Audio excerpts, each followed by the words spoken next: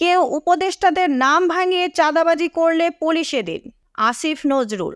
উপদেষ্টাদের নাম ভাঙিয়ে চাঁদাবাজি বা অবৈধ সুবিধা আদায়ের অভিযোগ পাওয়া যাচ্ছে, এমনটা কেউ করলে তাদের পুলিশে দেওয়ার কথা বলছেন আইন বিচার ও সংসদ বিষয়ক উপদেষ্টা ডক্টর আসিফ নজরুল। শনিবার 28শে সেপ্টেম্বর বেলা 11টায় নিজের ফেসবুক পেজে লাইভে এসে তিনি এ কথা বলেন।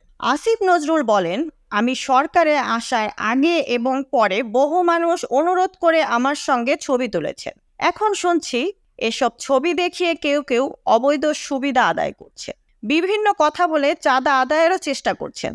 আমি এর তীব্র প্রতিবাদ জানাচ্ছি। যারা এ ধরনের কর্মকাণ্ড করছেন বা চেষ্টা করছেন তাদের পুলিশে দেওয়ার কথা বলে এই উপদেষ্টা বলেন, কোনো অবস্থাতেই আমার কথা বলে কেউ যদি চাঁদা কিংবা অবৈধ সুবিধা আদায়ের চেষ্টা করে তাকে পুলিশে ধরিয়ে দিন, সেই সঙ্গে মামলা করবেন আর মামলার কপি আমার ফেসবুক পেজে পাঠিয়ে দেবেন।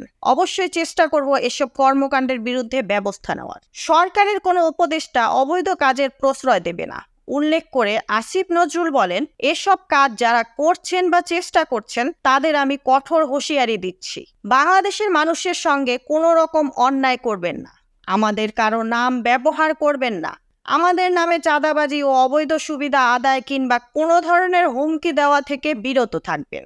এমন কোনো বিষয়ে জানতে পারলে উপযুক্ত আইনগত ব্যবস্থা নেওয়া হবে বলেও হুঁশিয়ারি দেন এই আইন উপদেষ্টা। Mukta Parvez, desk report, BE news, Dhaka.